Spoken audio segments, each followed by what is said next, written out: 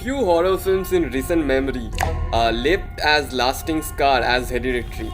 Directed by Ari Aster, this psychological horror masterpiece doesn't just scare you, it shakes you to your core. Today we will break down why this film is a milestone in modern cinema, from its gut-wrenching acting performance to its meticulous editing. Let's unpack why this film is not just an horror story but a deep, unflinching exploration of grief and family trauma. Hereditary begins as a family drama centered on Graham's family, led by Annie, played by the incomparable Toni Collette. The death of Annie's mother sets off a chain of events that unravel deep-rooted secrets and spiraling into pure terror. But beneath all the supernatural elements lies a profound commentary on inherited trauma, guilt, and devastating weight of the family legacy. She portrays Annie's descent into madness with a rawness that is rarely seen on screen. Take the dinner scene for instance.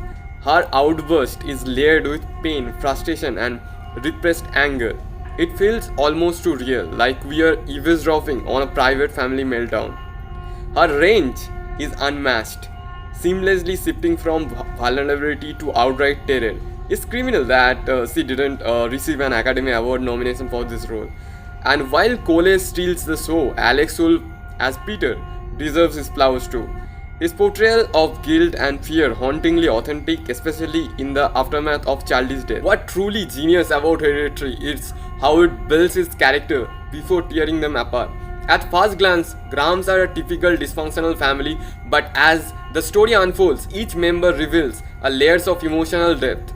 Annie is an artist struggling with unresolved trauma. Peter is a teenager burdened by guilt and fear. And even Charlie, played by Millie Shapiro, is an enigma, her presence lingering long after her shocking death. Their arcs are crafted with precision, pulling us deeper into the unraveling lives. So what makes Hereditary so terrifying? It's not just the jump scare, although they are there, it's the atmosphere. Ari Aster masterfully uses silence, lighting and framing to create an oppressive sense of dread. One standout scene when Peter wakes up to find Annie in the corner of his room, shrouded in darkness. The way the camera lingers, forcing your eyes to adjust, is genius.